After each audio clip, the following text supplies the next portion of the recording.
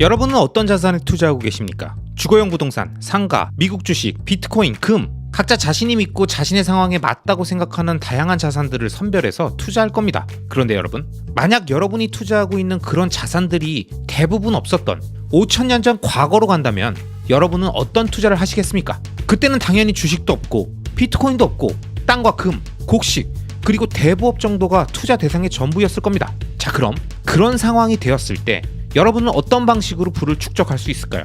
지금이 아니라 5천년 전입니다. 그럼 어떤 방식으로 부를 늘려야 부자가 될 수 있겠냐고요? 여러분, 이 질문의 핵심을 이해하셨습니까? 제가 드린 이 질문의 핵심은 많은 분들이 눈치채셨겠지만 성공적인 투자를 위한 조건 중에 무엇에 투자하는가는 사실 그렇게 중요하지 않다는 점을 말씀드리는 겁니다. 투자 자산은 자신이 살고 있는 각 시기에 따라 직관과 예리함, 상상력을 더해서 최고의 자산을 선별하면 되는 것이고요. 이렇게 좋은 자산을 선별했다고 해서 성공적인 투자를 하고 부자가 되는 건 아닙니다. 결국 지금 이 순간이든 5천년 전이든 부를 축적하고 경제적 자립을 통해 시공간의 자유를 얻는 이들의 공통점은 왜 투자를 해야 하고 그럼 어떻게 투자를 할 것인가를 명확하게 이해했던 소수의 사람들이었다는 점이죠. 그리고 이런 사실을 가장 정확하게 알려줄 수 있는 역사적인 증거들은 오래된 인류의 기록 속에 존재하는 선조들의 부에 대한 내용들입니다. 이런 측면에서 투자는 본질적으로 수학이 아니라 심리학과 철학, 역사학에 좀 더 가까울 수 있는 거죠. 그리고 인류 역사상 가장 오래된 투자에 대한 구체적인 내용이 담겨있는 기록이라고 할 수 있는 것은 고대 바빌론 시대에 제작되었던 점토석판에 꼼꼼히 기록되어 있는 그 시대 사람들의 돈과 부에 대한 생각과 부자가 되는 방법들입니다. 실제로 수에즈 운하 동쪽으로 600마일 떨어진 지역에서 이 점토판들이 고대 유물로 발견되기 시작하면서 이 점토판의 내용들을 지금으로부터 약 100년 전인 1926년에 그 당시 유명 작가였던 조지 사무엘 클레이슨이 집필한 5천년의 부를 통해 이 세상에 알려지게 되었습니다. 이 점토판이 제작되었던 바빌론은 메소포타미아 지역에 위치했던 바빌로니아 왕국의 수도였던 도시로서 기원전 18세기에서 기원전 4세기까지 약 1500년간 세계 최대 도시로 번영했던 로마보다 앞선 최초의 국제도시였습니다.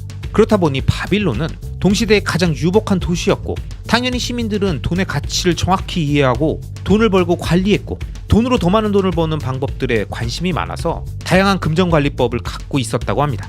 결국 5천년 전이나 지금이나 부강한 국가는 금융업이 발달하고 자국민들의 금융지식이 높아지며 투자의 원칙과 자산관리법이 발달하는 건 자연스러운 흐름인 거죠.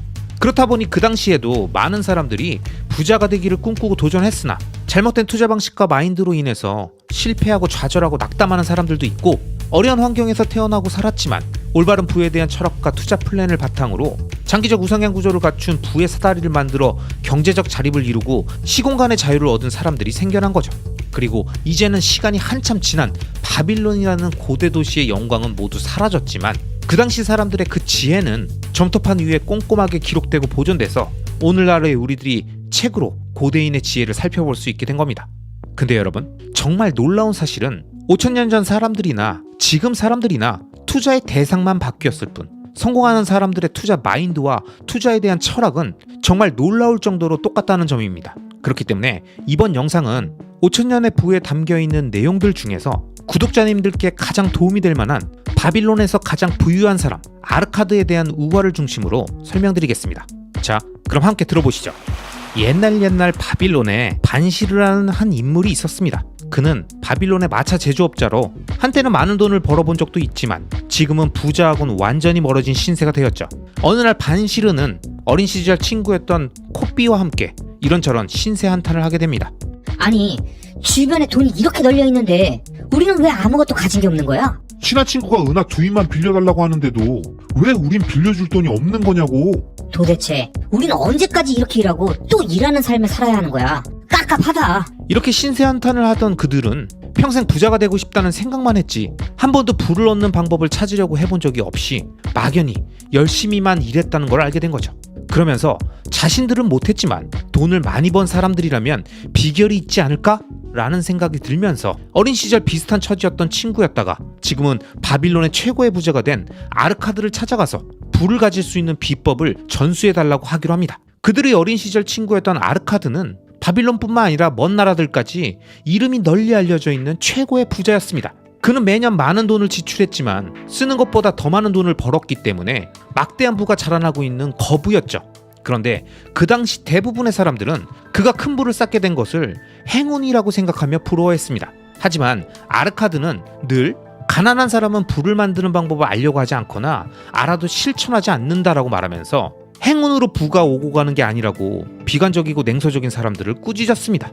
이런 성격의 아르카드에게 반시르와 코비가 찾아왔고 그들이 말하는 진실하고 절박한 이야기는 아르카드를 감동시켜서 그들이 그토록 듣고 싶어했던 부의 비밀에 대한 이야기를 들려주기 시작합니다. 일단 아르카드는 오래된 두 친구들에게 이렇게 말합니다. 얘들아, 나는 젊었을 때 사람들에게 행복과 만족감을 주는 게 무엇인지 관찰했고 그 행복과 만족을 증가시킬 수 있는데 부가 꼭 필요하다는 사실을 깨달았어.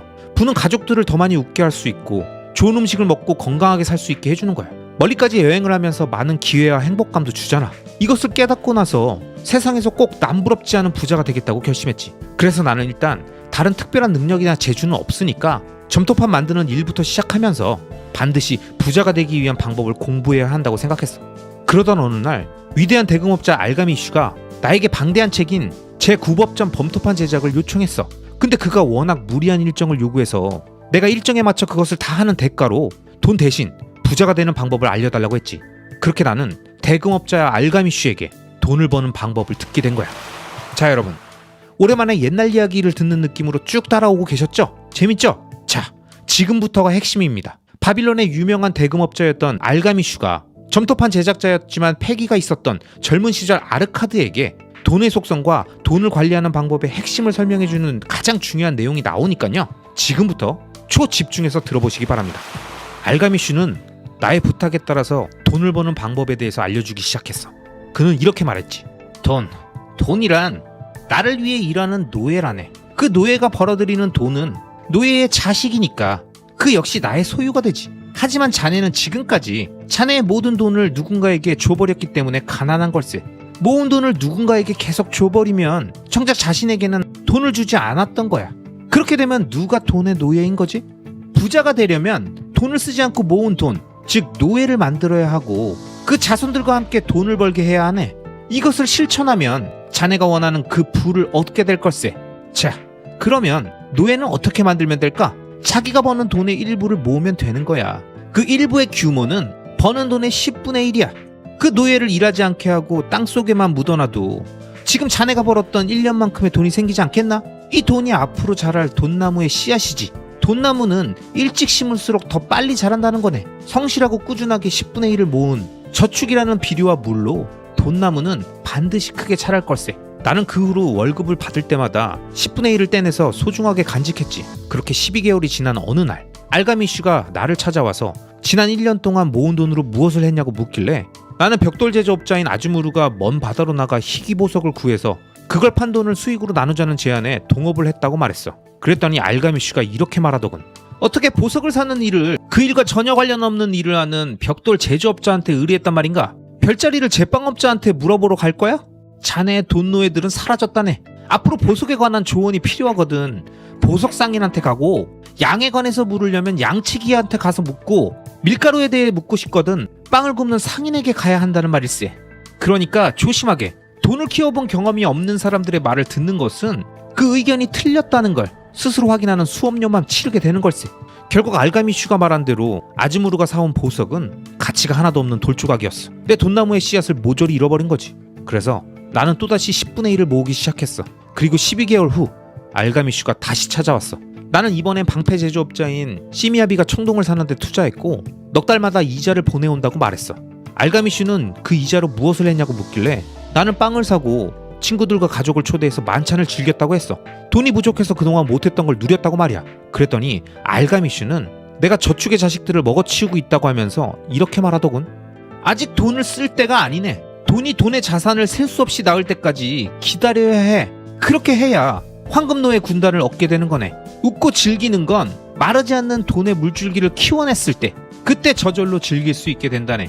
이렇게 말하고 가버렸어. 그리고 시간이 흘러 알가미슈가 늙은 노인이 되어 만났을 때 그는 과거에 그가 해줬던 조언들을 내가 잘 수행하고 있는지 확인해 보더니 버는 것보다 적은 돈으로 사는 방법을 잘 배웠고 조언을 들을 만한 유능한 사람을 가려내는 법도 잘 배웠다고 말해줬어. 그리고 그것들이 바로 돈을 모으는 방법, 돈을 일하게 하는 방법, 돈이 자라나는 방법이라고 말하면서 나에게 본인의 땅을 관리할 수 있는 관리자가 될 기회를 주었지. 그리고 그 기회를 활용해서 알가미 씨에게 배운 모든 걸 그대로 실천했고 성공적으로 그의 수입을 관리했더니 그가 세상을 떠났을 때 내게 배분한 자산을 물려받았어.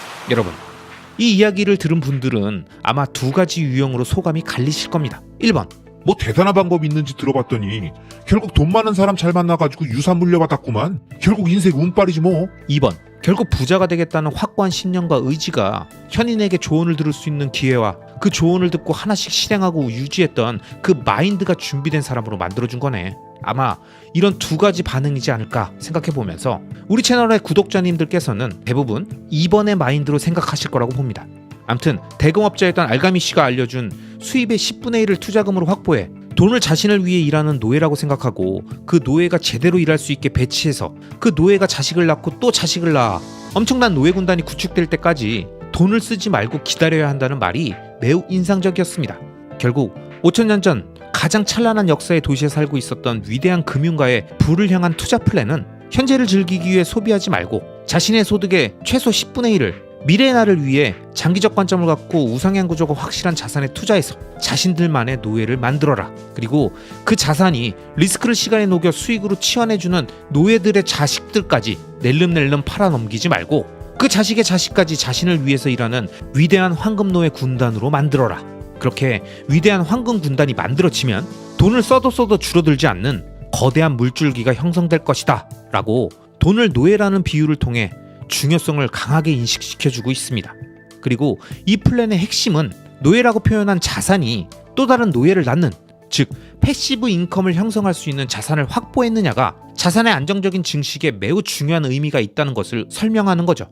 저 역시 이 부분에 동의하고 있기 때문에 폭발적인 자산 가치의 성장이 기대되는 금융자산들의 경우 고성장 이후 배당이나 담보물로서의 가치가 예상되는 세계 최고의 자산들만 선별해서 투자하고, 부동산 역시 입지라는 희소한 땅의 가치가 주는 임대료의 지속적인 상승이 만들어줄 미래의 패시브 인컴을 생각하며 저만의 투자 포트폴리오를 세팅했습니다. 이처럼 우리 인류는 5천년 전이든 현재든 서울에 살든 고대 바빌론에 살든 부자가 되어 경제적 자립과 시공간의 자유를 얻고자 하는 부를 향한 인간의 본성, 왜 부자가 되고자 하는지에 대한 그 이유는 하나도 변함이 없으며 심지어 어떻게 투자를 해야 하는지에 대한 투자의 방식과 포트폴리오 구성 원칙까지 거의 유사한 흐름을 보인다는 게 정말 놀라울 따름입니다. 이렇게 시대를 막론하고 변치 않는 대전제들에 맞춰서 각 시기마다 그에 적합한 투자 대상들만 조금씩 변할 뿐 현명한 투자를 위해 우리가 알아야 할 현인들의 지혜는 변치 않는다는 사실을 기억하면서 장기적 우상향 구조의 자산들을 선별해서 올바른 방향성을 세팅해 리스크를 시간에 녹여 수익으로 치환하는 위대한 장기 투자 대장정을 의심하지 말고 자신이 정한 그 투자의 여정까지 10년, 20년, 30년 흔들림 없이 이어갈 수 있는 현명한 투자자들이 되자고요. 아시겠죠? 지금으로부터 약 520년 전 전 세계 인류의 역사를 뒤바꾼 놀라운 신기술이 조선에서 발명되었다는 사실을 아십니까? 지금으로 치면 챗 GPT의 등장으로 전 세계 산업의 AI 혁명의 물꼬가 열린 것처럼 16세기 초 조선의 연산군 시기에 연운분리법이라 불리는 은의 생산량을 폭발적인 수준으로 늘리는 이 놀라운 혁신 기술이 발명되었습니다. 이게 왜 대단한 기술이냐면 연운분리법이 고안되기 이전엔 대부분의 나라에서는 광석을 태운 다음 재에서 은을 걸러내는 원시적인 방법이 주를 이루었기 때문에 은의 생산량은 미진한 상태였다고 합니다. 즉 은의 생산량의 증가는 극히 제한되어 있었던 거죠. 하지만 조선의 연운분리법은 기존의 은 생산법과는 접근 자체가 달랐습니다. 연운분리법은 은광석 안에 섞여있는 납과 은이 서로 다른 물질이기 때문에 녹는 점에서 차이를 보인다는 사실을 이용해서 납이 먼저 녹아 산화되고 은광석으로부터 분리되면 순수한 은만 남아서 추출이 가능하다는 이 원리를 이용해 그 당시엔 그 누구도 상상하지 못했던 엄청난 기술을 발명한 거죠. 당시 세계 최강국이었던 명나라가 은을 국가의 기축통화로 사용하는 은본위제 국가였다는 걸 생각해보면 이건 정말 엄청난 경제적 이득을 얻을 수 있는 파괴적인 혁신 기술의 발견이었는데 그 당시 조선의 왕이 하필 폭군으로 유명했던 연산군이었고 이걸 개발한 사람들이 평민과 노비 출신이었다라는 점, 그리고 검소함을 미덕이라고 생각하는 유교 문화의 틀 안에서 그 당시 사대부를 비롯한 지도층들에게 연운분리법은 은의 생산량을 극대화해서 사람들을 흥분하게 만드는 좋지 않은 기술이라는 편견을 갖게 했고, 만약 이 기술이 명나라에게 알려지면 조선의 더 많은 은이 수탈당할 수 있다는 분위기가 형성되면서 중종 반정에 의해서 연산군이 폐위되고 중종이 왕위에 오른 이후 조선에서는 연운분리법도 함께 금지되었다고 합니다. 자, 그럼 이 연은분리법이라는 하이테크 기술과 이 기술을 마스터하고 사업을 했던 그 당시 사람들은 그 이후에 어떻게 되었을까요? 조선에서는 전국의 은간 개발을 억제하는 등 연은분리법을 제대로 활용하지 못하게 되자 1526년 일본은 이 틈을 노려서 조선에서 두 기술자를 데리고 와서 연은분리법을 전수받았습니다. 그리고 일본 전국으로 연은분리법이 전파되게 됐죠. 결국 에도 시대에 이르러 연은분리법의 도움으로 은의 생산량이 크게 증가한 일본은 은본위제를 확립하게 되었습니다. 그 이후 17세기 에도 시대 일본은 전 세계 3위의 은 생산국으로 떠올랐고 은본위제 국가인 청나라와 무역을 원하는 유럽 상인들의 요청에 의해서 일본은 유럽과의 활발한 은거래를 하면서 조총, 화약무기, 의학, 건축기술 등 다양한 신기술들을 빠르게 접하게 되고 결국 그 모든 것들이 조선 침략이라는 임진왜란으로 연결되는 가슴 아픈 역사로 만들어지게 된 거죠. 자 여러분, 우리는 다양한 과거의 역사를 통해 정치, 사회, 문화, 경제 등 많은 교훈을 얻을 수 있습니다. 앞에서 설명드린 조선의 연은분리법의 역사 역시 보시는 분들마다 다양한 생각과 분노하시거나 아쉬워하는 지점들이 있으실 텐데요. 저는 이 역사를 보면서 다른 부분들은 다 차치해 두고 경제적 관점, 투자적 관점에서만 봤을 때 이런 생각들이 들었습니다. 아, 그래서 은본위제가 실패했구나. 그래서 역사적으로 금이 은보다 비쌌구나. 그래서 유럽의 근본위제 국가들이 중국, 인도를 비롯한 아시아 국가들을 넘어섰구나. 이 생각들이 든 거죠. 우리 인류의 돈의 역사는 자신의 구매력을 안전하게 유지하고 불리는 방법, 그 최선의 방식을 찾는 과정이라고 볼 수 있죠. 조개 껍데기나 돌이나 쌀과 밀 같은 곡식에서 금과 은과 같은 금속 화폐로 변해갔던 과정은 희소하고 쉽게 늘리거나 위조할 수 없고 썩거나 자연적으로 소멸되지 않아야 자신의 부를 먼 미래로 안전하게 전달하고 지킬 수 있다라는 인류의 지혜가 오랜 시간에 걸쳐 반영된 건데, 금의 경우에는 연금술을 비롯한 금을 쉽게 만들어내고자 했던 모든 인류의 시도가 실패로 돌아갔던 반면, 은의 경우엔 조선의 연은분리법을 비롯해서 동서양의 각 시대마다 지속적으로 은을 더 쉽게 생산할 수 있는 방법들이 끊임없이 등장하며 현대로 오다 보니까 희소성이라는 측면에서 금보다 훨씬 신뢰도가 낮아진 거죠. 물론 그 외에도 은은 금보다 산업 생산에 더 많이 쓰여서 화폐가 아닌 다른 용도로 활용됐다던가, 아메리카 대륙에서 대규모 금강이 발견됐던 시기와 유럽의 부흥기가 묘하게 겹치면서 패권이 근본위제 국가로 넘어갔다든지 다양한 해석들이 복합적으로 가능하겠지만, 희소하고 쉽게 늘릴 수 없어야 한다라는 그 좋은 돈의 조건에서 금이 은보다 우수했던 것만은 이견이 없을 겁니다. 그럼 이런 관점에서 볼 때 현재 끊임없이 화폐 발행량이 늘어나고 있는 종이로 된 법정화폐 시스템의 자본주의 안에서 살아가고 있는 우리는 자신의 구매력을 안전하게 지키고 불리기 위해선 어떤 투자를 해야 할까요?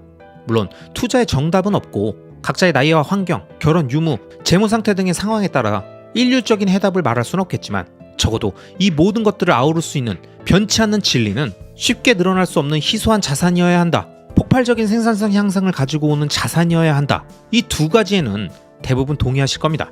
그럼 이런 특성들을 갖고 있는 자산들은 무엇이 있을까요? 먼저 쉽게 늘릴 수 없는 희소한 자산이라는 관점에서 인류는 금과 땅이라는 자산을 가장 좋아했습니다. 이게 인류의 긴 돈의 역사에서 가장 확실하게 검증되고 증명된 것들이었으니까요. 그리고 이제 여기에 비트코인을 추구하는 사람들이 늘어나고 있습니다. 갑자기 잘 나가다 뭔 소리야? 아마 이런 말씀을 하시는 분들도 계실 텐데요. 혹시 아직도 비트코인이 사기고 무슨 의미를 갖는지 모르겠다는 분들은 위에 띄워놓은 영상을 한번 보시면 비트코인을 이해하시는데 큰 도움이 되실 겁니다. 그리고 아마 대부분 이 채널의 구독자님들은 투자의 여부를 떠나서 비트코인에 대한 생각이 많이 열려 계실 테니까요. 왜 비트코인이 희소한 자산이고 금이나 땅보다 더 우수한 돈의 속성을 갖고 있는진 이해가 되실 겁니다. 비트코인은 단순히 발행량이 2100만 개로 제한되어 있고 통화 공급량이 오픈된 희소한 자산이라는 특징뿐만이 아니라, 거래소가 아닌 자신의 개인 지갑에 보관할 경우 그 누구에게도 검열되거나 빼앗기지 않을 수 있는 거의 유일한 자산이라는 점과, 인터넷 기반의 디지털 환경에 최적화된 방식으로 암호화된 코드와 전 세계에 분산된 컴퓨팅 파워를 통해 쉽고 빠르고 안전하게 전 세계 어디든 이동시킬 수 있다는 특징이 앞으로 시간이 지나면 지날수록 비트코인에 대한 인류의 수요를 점점 증폭시킬 거라고 예상할 수 있는 거죠. 그렇기 때문에 그동안 금이 누려왔던 건전화폐에 대한 지위는 점점 비트코인으로 대체되는 흐름이 연출될 겁니다. 이미 비트코인이 은의 시총을 넘어섰다는 게 앞으로 다가올 금의 미래 운명에도 시사하는 바가 크죠. 또한 땅은 단순한 가치 저장의 수단이 아니라 인간이 살아가고 활동하고 생산하는 모든 활동들의 근간이 되는 생산 요소이기 때문에 그 실사용 가치에 의해서 그 어떤 종류의 화폐가 등장했더라도 인류 문명 발전의 핵심이 되는 입지의 땅은 지속적으로 그 땅에 살고 싶고 그곳의 인프라를 누리고 싶은 인간의 욕망에 따라서 화폐 가치의 하락만큼 지속적으로 가격이 상승해 왔습니다. 그래서 저는 이처럼 땅이 주는 필수제라는 실사용 가치와 인플레이션을 방어해주는 희소한 자산이라는 점에서 고도로 발전된 선진 국가의 수도나 경제 중심지 같이 고소득 직장이 많고 편리한 교통과 의료 인프라를 갖추고 산이나 강, 대규모 공원과 같은 자연 환경을 품은 그런 희소한 입지의 부동산은 현재 금융권이 가장 선호하는 담보물이기 때문에 부동산의 기본 속성인 레버리지 상품이라는 이 특성을 효과적으로 활용하면 든든한 부의 베이스 캠프를 만들 수 있다고 생각합니다. 그리고 앞서 언급했던 내용들이 연은분리법에 의해 생산성이 증가했던 은의 몰락이나 발행량이 끊임없이 증가하는 현재 법정화폐의 화폐 인플레이션으로부터 자신의 부와 가치를 안전하게 보존하고 불리는 방법에 대한 설명이었다면 추가로 우리가 중요하게 생각해야 할 것은 연은분리법 그 자체처럼 그 당시 혁신으로 불리는 위대한 신기술과 혁신적인 제품과 서비스를 통해 인류의 생산성을 폭발적으로 향상시키는 그 대상 자체에 투자하는 방법입니다. 그리고 현재 우리가 살아가고 있는 이 시기에 이러한 파괴적 혁신 기술로 불리는 많은 것들이 있겠지만 저는 AI 로봇 산업이 가장 중요하다고 생각합니다. 앞으로 곧 다가올 인간의 지능을 뛰어넘는 AGI, 즉 인공 일반지능의 등장은 테슬라, 메타, 구글, 오픈 AI, 엔비디아를 비롯한 빠르게 늘어나는 AI 기업들의 연산력 증가에 의해서 점점 그 시기가 다가오고 있습니다. 그리고 이러한 AGI의 등장이 인류의 문명 발전과 생산성 향상의 속도를 과거와는 비교조차 할 수 없을 정도로 산업 전 분야에서 폭발적으로 끌어올릴 거라고 보는 사람들은 앞으로 다가올 이 미래의 변화에서 우리 인류의 가장 혁신적인 생산성 향상을 가지고 올 분야가 무엇이며 그 분야에서 가장 위대한 기업이 누구인지를 끊임없이 찾고 검증하고 실망하고 환호하면서 계속 나아갈 겁니다. 물론 저는 여러분이 잘 아시는 것처럼 비트코인, 테슬라, 서울부동산에 투자하고 있는 BTS 투자자이기 때문에 이러한 생산성 향상의 핵심 산업군은 인간을 모든 물리적 노동으로부터 해방시킬 스스로 생각하고 행동하는 인공지능이 탑재된 모빌리티 산업이라고 생각하고 있으며 앞에서 설명드린 화폐 가치의 하락 방어와 폭발적인 생산성 향상 등을 감안한 자산들을 선별해서 장기 투자를 진행하고 있습니다. 여러분, 조선시대 우리 선조들이 개발한 연은분리법이라는 파괴적인 혁신 기술이 가지고 온 엄청난 생산성 향상과 부의 이동, 그리고 뒤따라온 신문명의 유익과 국가의 운명 등을 보면 개인이나 국가 모두 매 순간 어떤 선택을 했느냐, 그리고 그 선택들의 연속된 값이 모이면 얼마나 엄청난 차이를 만들어내는지를 인류의 역사 속에 곳곳에 등장하는 사례들을 통해서 우린 잘 알 수 있습니다. 그리고 굳이 과거 역사 이야기를 하지 않더라도 우리 주변의 지인들이나 자신이 살아왔던 순간순간의 경제적, 투자적 판단과 선택 세 가지만으로도 엄청난 부의 격차가 벌어질 수 있었다는 걸 경험을 통해 우린 모두 알고 있지 않습니까? 다 지나고 나면, 결과로 증명되고 확정되고 나면 아, 그때가 기회였구나 하고 깨닫듯이 매 순간 아무것도 확실하지 않고 정확히 눈앞에 보이지 않는 순간순간을 살아가며 무언가를 계속 선택해야만 하는 우리들에게 가장 확실한 경제적 자립과 이를 통한 시공간의 자유를 확보하는 방법은 이 방법 저 방법 이 방식 저 방식 다 해보고 나서 돌고 돌아 결국 자신만의 투자 원칙과 철학을 정립하고 그에 맞는 장기적 우상향 구조의 자산들을 찾아서 주변에 끝없이 넘쳐 흐르는 소음과 잡음들을 멀리하며 긴 시간 동안 자신의 투자 방향성을 유지해서 모든 리스크를 시간에 녹여 수익으로 치환하는 이 방법이 가장 확실하고 온전히 내 스스로 모든 걸 제어할 수 있는 정석에 가까운 투자 방법이라고 수많은 투자의 현인들과 투자자들이 느끼게 되는 거죠. 그리고 이 방법만이 길고 긴 우리들의 인생에서 편안하고 지속적인 투자 방식이자 리스크를 타이밍으로 덜어내려고 하는 트레이더나 원칙 없이 가격에 반응하는 4848이들, 남의 돈을 갖고 운영하는 늘 시간에 쫓기는 기관 투자자와 달리 시장에 참여하는 다양한 플레이어들 중에서 유일하게 시간으로부터 가장 자유로운 상태를 만들어 확실한 성공을 가져가는 방법일 테니까요. 그리고 이 채널에는 이런 장기 투자의 철학과 마인드를 갖춘 수많은 분들이 함께 해주시기 때문에 저 역시 오늘도 행복하고 든든하고 활기차게 하루를 시작하며 많은 분들과 재미있는 장기 투자 이야기를 할 수 있는 것 같습니다. 그런 의미에서 오늘은 특별히 더 함께 해주신 수많은 구독자님들께 감사드리며 우리들의 위대한 장기 투자 여정에 도움되는 내용들을 가지고 계속 좋은 영상들로 제작해 가겠습니다. 아시겠죠? 여러분, 우리 인류 사피엔스의 발전 과정을 보면 인류는 800만 년의 역사 중에 799만 년 동안 수렵 채집 생활을 하면서 살아왔습니다. 그리고 그렇게 생존해 왔죠. 그런데 약 1만 년 전부터 농경, 목축 생활을 시작하면서 한 곳에 정착해서 농사를 짓고 가축을 키우면서 부락을 만들고 안정적인 식량을 얻을 수 있었습니다. 사실 그 전까지는 이런 생활이 아니었다라는 것이죠. 동굴 속에서 수렵 채집 생활을 하면서 생존해 왔고 1만 년 전 정도가 돼서야 정착 생활을 시작했다는 겁니다. 그러다 약 200년 전부터 도시 생활을 시작하면서 도시 노동자나 사무직 직원으로 일용할 양식을 얻기 시작한 것입니다. 지금 우리가 살고 있는 이 생활 양식이 굉장히 오래된 것이라고 착각할 수 있으나 우리는 거의 대부분의 시간을 동굴에서 수렵 채집 생활을 했고 실제 농경 목축 생활을 시작한 것도 얼마 되지 않았고 심지어 도시에 넥타이를 메고 출근하면서 현대 삶을 살기 시작했던 건 약 200년도 안 된 이야기입니다. 이와 관련돼서 명저 유발하라리의 사피엔스에 보면 이런 내용이 나옵니다. 오늘날 번성하는 진화 심리학에 따르면 현대인의 사회적 심리적 특성 중 많은 부분이 이처럼 농경을 시작하기 전 기나긴 시대에 형성되었다. 심지어 오늘날에도 우리의 뇌와 마음은 수렵 채집 생활에 적응해 있다고 이 분야 학자들은 주장한다. 이렇게 적혀 있습니다. 그렇기 때문에 우리는 현대를 살면서 스마트폰도 쓰고 컴퓨터도 다루고 자동차도 타고 4차 산업, 블록체인, 메타버스 이런 것들을 논하고 있으니까 마치 우리가 굉장히 대단하고 지능이 발전된 존재인 줄로 착각하고 있지만 사실 인류의 지능은 10만 년 전이나 1만 년 전이나 지금이나 거의 차이가 없다는 얘기입니다. 즉 우리가 지금 만약 타임머신을 타고 가서 원시인을 만난다 하더라도 지능의 차이는 거의 없습니다. 그들이 말을 못하고 우리에게 익숙한 생활 양식들을 모른다 뿐이지 실제 그와 내가 들판에서 만나 누가 더 생존할 수 있느냐를 따진다면 그 순간 지능이 빨리 돌아가는 것은 원시인이냐 현대인이냐가 아니라 개별 DNA로 갈린다는 것이죠.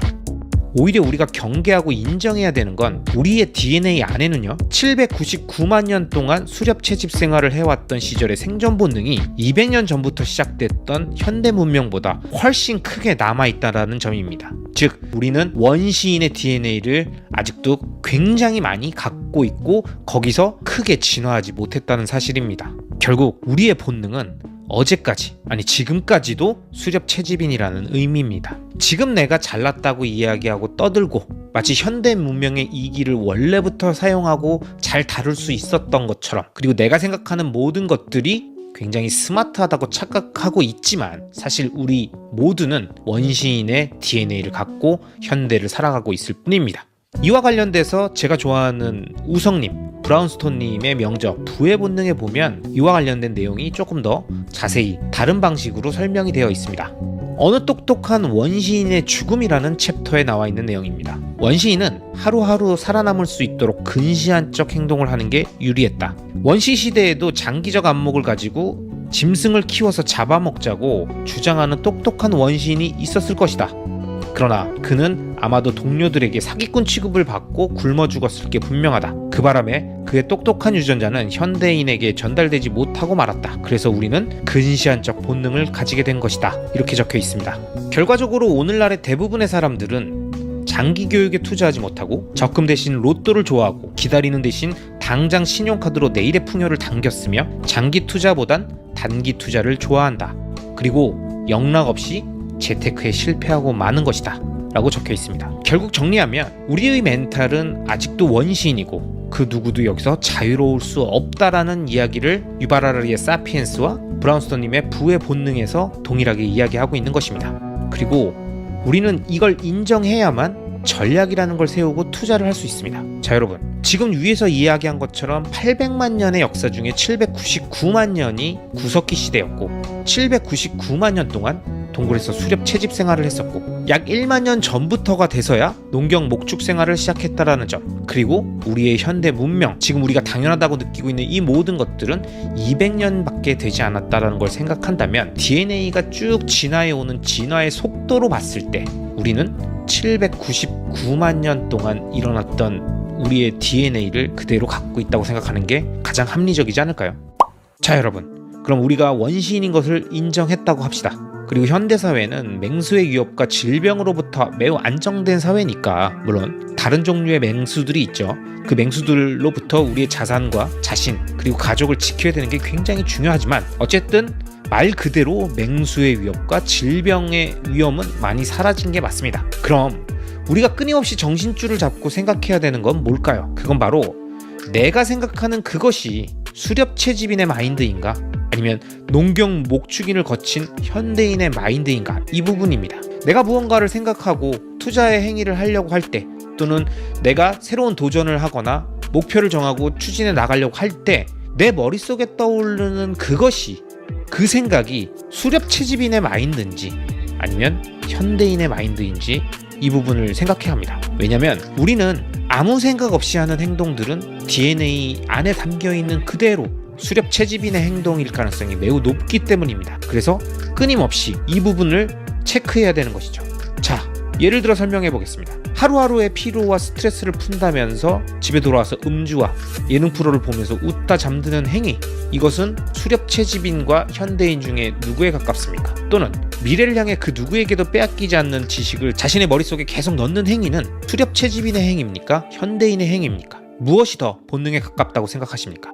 당장 본능적 욕구를 채우고자 언제 없어질지 모른다는 마인드로 뱃속과 몸을 치장하며 챙기는 행위, 그리고 미래의 부를 위해 지속적으로 씨앗을 뿌리고 끝까지 기다리며 좋은 토양과 상품을 발전시키는 행위, 이 두 가지 중 무엇이 799만 년 전 원시인의 삶입니까? 또 매달 투자 수익을 챙겨야 한다며 오르는 자산을 그때그때 처분하는 행위, 반면에 일시적 수익이 아닌 지속 가능한 수익이 발생될 수 있는 장기적 우상향 자산과 이를 활용한 시스템을 구축하는 행위, 이것 중 무엇이 농경 목축 생활을 거쳐 현대인으로 발전된 현대 사회에 적합한 사고방식과 행동일까요?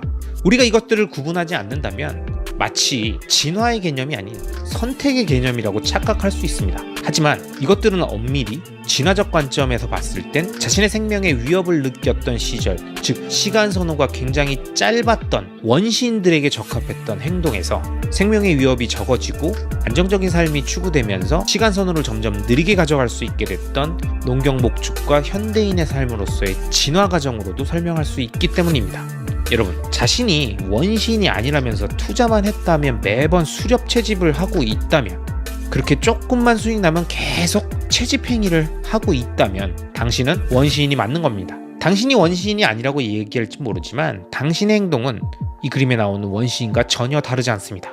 원시인이 아니라면서 줄 때 먹어야 한다, 투자는 타이밍이다 라는 말만 반복한다면 당신은 사냥에 성공하면 언제 없어질지 모르는 고기를 뱃속에 다 집어넣고 썩기 전에 다 먹어야 한다라는 원시인의 마인드를 아직도 현대에 갖고 있는 겁니다.